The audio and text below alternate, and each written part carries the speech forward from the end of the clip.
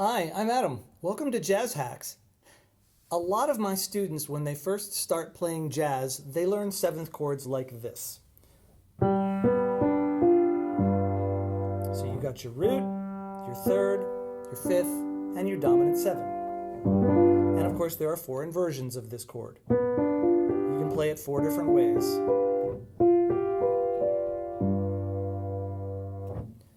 Now, there's nothing wrong with this exactly. It's a perfectly fine way to play a seventh chord. You'll hear it a lot in rock and roll, played like that. Classical music, of course.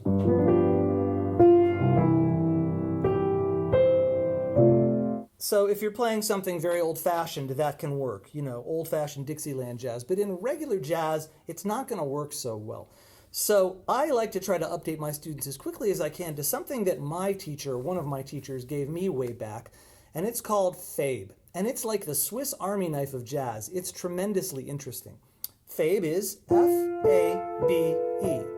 And believe it or not, it is the same chord as this. It's a G7. It happens to have a 9 and a 13 in it. All you have to do to hear it is put a G under it. There's your G, there's your 7th, there's your 9, major 3rd, and your 13. There are four inversions of this. They all are G7 chords with 9 13s. Okay? And of course, you can play this formation in any key. It's not always Fabe, but it's the same distance apart from the notes. Okay? So there you have a better sounding Fabe, and that alone is worth the price of admission. A better sounding seventh chord. But what's amazing about Fabe is that if you move the bass note, you can get a completely different jazz chord without moving your right hand. Watch this. Here's G7, here's Fabe. If I move my pinky up to D flat, I have a D flat dominant seventh chord with a flat 13 and a sharp 9. A really hip chord.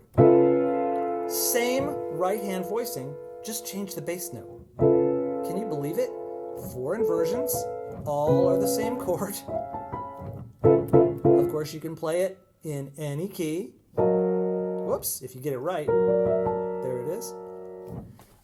So I can play two chords without moving my right hand. Watch this. I've just gone through some change in some chart without having to change a thing in my right hand. But that's not all it can do. Watch what happens when I move the bass note to D. Now I'm playing Fabe over D. And I got a D6, minor 6 with a 9. Here's the minor third, the 6, and the 9. Another wonderfully hip chord. That can be moved around the circle and can be played in any inversion. So there's three chords you can do without moving your right hand. But that's not all. There's another one. If I put a B in the bass, it's a flat 7.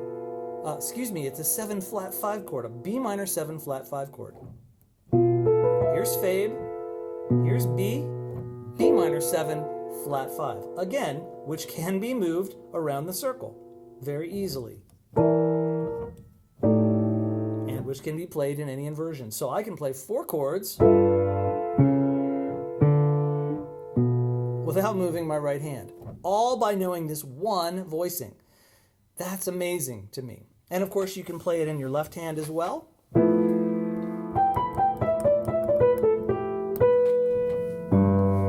then the bass player changes what they're doing.